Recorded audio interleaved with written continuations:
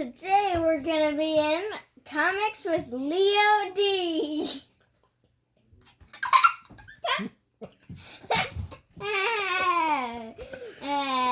Comics with Leo and Stevey D. Yeah, that's better. So, I'm Leo. See that shield back there? I'm sure you've seen it a couple times. My dad and me gave that to Grandpa here. And I had a trip to get here, and we met at breakfast, and I would have gone home with my parents after we were done meeting at breakfast, but instead, I decided that I want to stay here for a few days, so now here I am. We had a pretty good time. After the breakfast, Grandpa got me 2 books, which we will be talking about today, and the first one, is going to be the Porky Pig one. Let me just get that out real quick. And it is... I need to find it real quick. There we go. Okay, so it's about Tweety and Sylvester. Sorry if that looks backwards to you. Down in the dumps. Tweety says, "Ooh, I saw a very sad old-looking potty cat." Tweety is not very good at words, I will say that. He clearly did not take English class.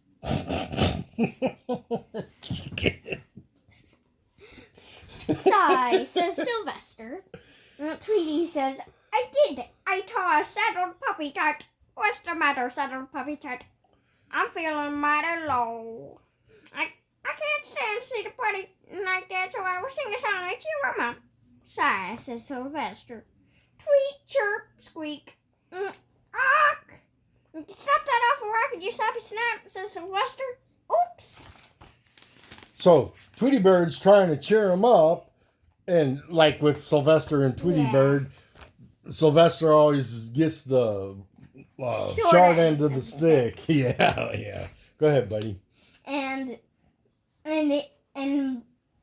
Tweety says, "But Putty, I was just trying to cheer you up. You're snapping like a chewy little Tweety Bird to chase the booze, you know?" He's got a point there. A Tweety Bird snack is just what I need to perk me up. Maybe you'd like to play a game with me, Putty?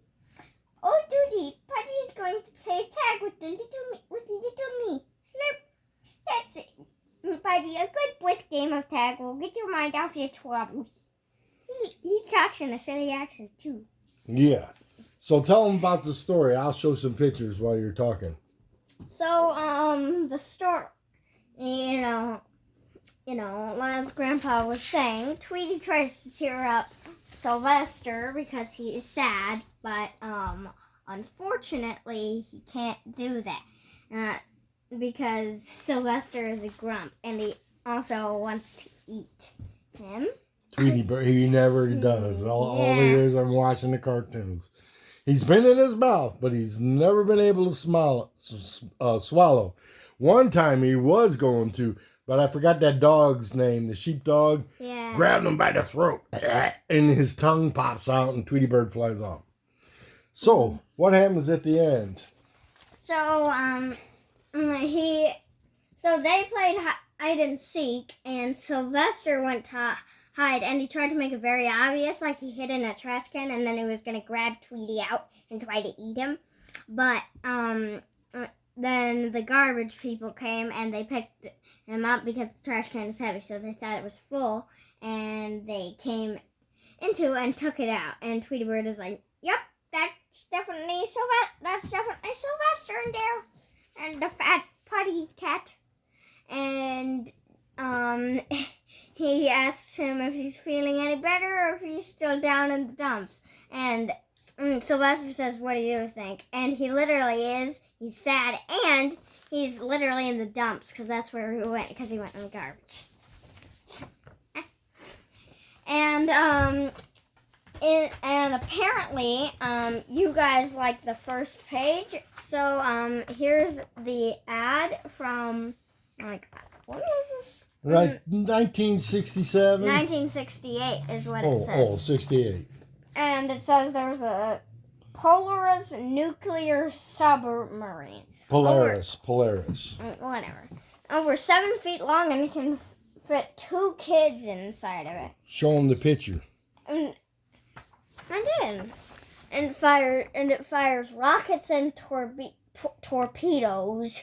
Only $698. Honestly, if that still existed, that's a good deal. It'd probably be $500 in today's money. Yeah, because it would be an antique.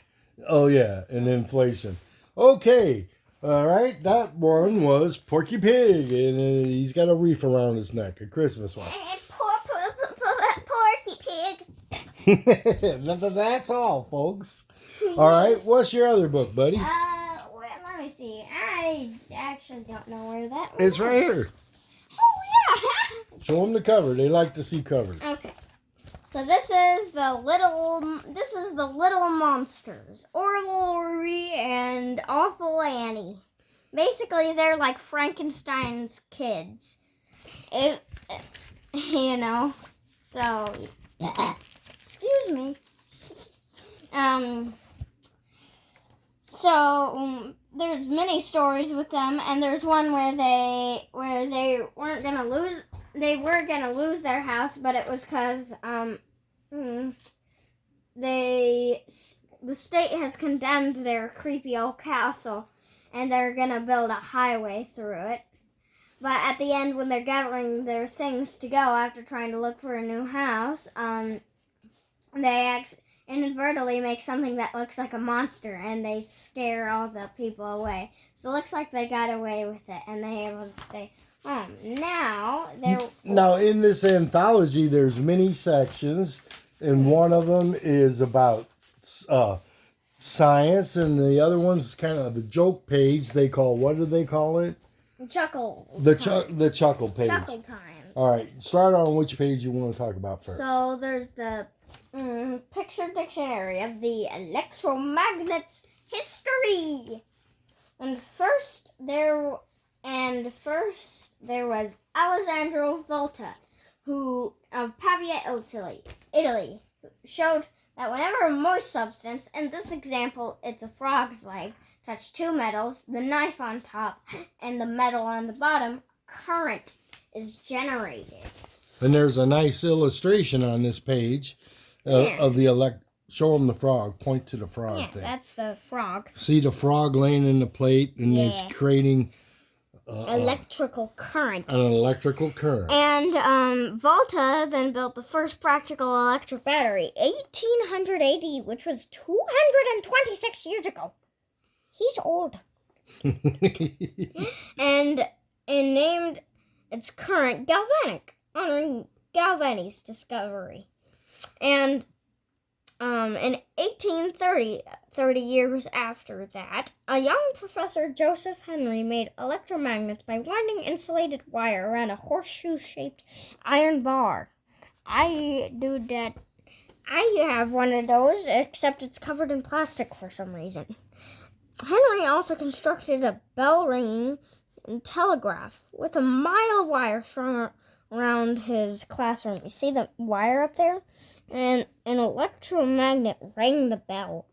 In 1843, 13 years later, Samuel Morse and Alfred Vail sent their first distance telegraph, Washington to Baltimore. What hath God wrought? It was the first message.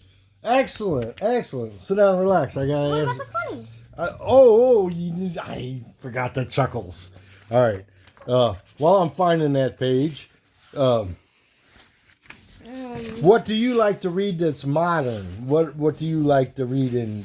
Like Five Nights at Freddy's with animatronics and scary stuff, but I don't want to go into it right now because that lore would take me over an hour to say, and we want to keep this video relatively short. We got to keep it rolling, don't we? Yeah. All right. Here's the Chuckles page. I found the Chuckles page. This one is my favorite page of this book by far. Chuckle time. The nurse with a man in the bed. Oop, I dropped something. Sorry. says that please wake up, sir. It's time for your sleeping pill.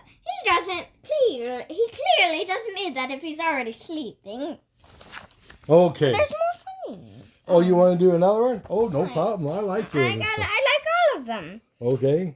And there's a man with a tall sombrero, and the door was cut out so the sombrero could fit. And the wife says, "I still don't think it makes you look any taller. It makes the door look taller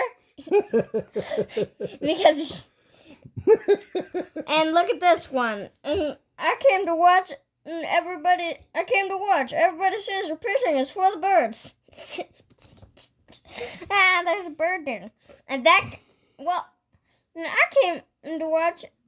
No, that was the last one. That guy's saying, well, it doesn't look comfortable to me because he's laying on the spike side. Ouch. While he's laying on the nice side and the underside. Somehow he's floating with this. Yeah, that's called a bed of nails. Yeah, I think you're supposed to lay on it the other way because I don't want you to injure. Okay. All right. Great job. Let me ask you a couple of questions before I go to my little segment, okay? Okay. Sit down and look into the camera. Okay. How old are you, Leo? I am 9 years old. Okay, great. And what are you interested in? I am interested in math. And should we talk about the... Yeah. Okay. So, I'm going to talk about the Fibonacci sequence. If you guys don't know what that is, I'll explain it to you. It starts with two numbers, 0 and 1. And then you take those together, it makes 1. Then you add the last two, which is 1, and it makes 2. 2 and 1, 3. 3 and 2, 5. And that continues forever. And if you take a higher Fibonacci number and divide it by the very last one, the one before that one, it eventually converges to the golden ratio, which is the